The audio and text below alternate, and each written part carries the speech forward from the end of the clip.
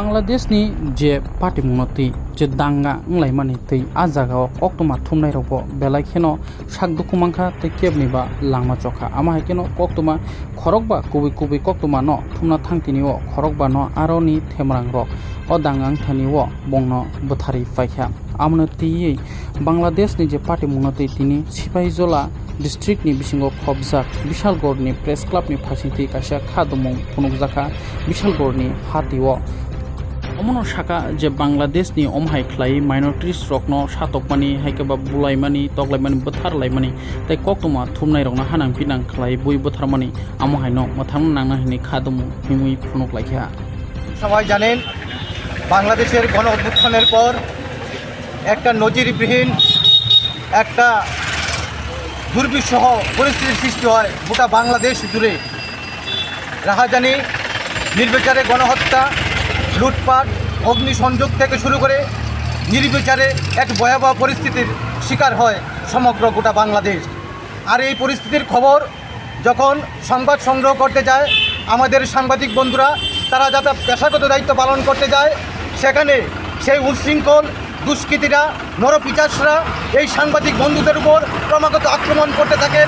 লাগামহীন তাদের এই আক্রমণে, তাদের এই পৈশাচিক আক্রমণে আমাদের এই 5 জন সাংবাদিক বন্ধু একেবারে তরতাজাভাবে তারা এই পৃথিবী থেকে চলে যেতে বাধ্য হয়।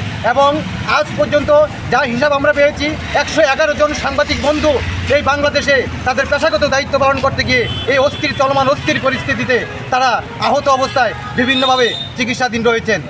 আমরা অনেকে বাড়ি ছাড়া রয়েছেন, গোটা একটা সংবাদ ভবনকে ওরা উড়িয়ে দিয়েছেন, জ্বালিয়ে দিয়েছেন।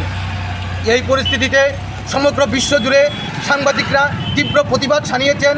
বিশ্বের প্রতিটি রাষ্ট্রে এর প্রতিবাদ চলছে। আমরা বিশালগড় প্রেস ক্লাবও এর তীব্র প্রতিবাদ ও নিন্দা জানাচ্ছি এবং আমরা অচিরেই আশা রাখছি বাংলাদেশে যে অন্তর্বর্তীকালীন সরকার চলছে এই সরকারের বর্তমান সময়েও তারা দায়িত্বভার নেওয়ার পরেও সাংবাদিকরা সেখানে আক্রান্ত হচ্ছেন, প্রতিনিয়ত সেখানে বাড়িঘর ছাড়া হচ্ছেন।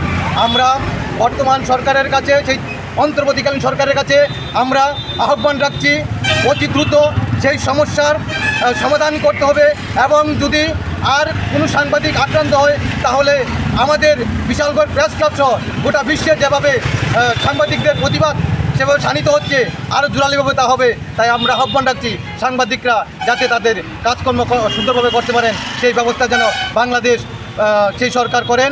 তৎসঙ্গে শুধু বাংলাদেশ নয়, গোটা বিশ্ব জুড়ে যেভাবে সাংবাদিক আক্রান্ত হচ্ছে সেই সব সমস্ত সাংবাদিক যারা যেই জায়গাতে আক্রান্ত হচ্ছেন সেই সমস্ত ঘটনা আমরা তীব্র নিন্দা ও ধিক্কার জানাচ্ছি।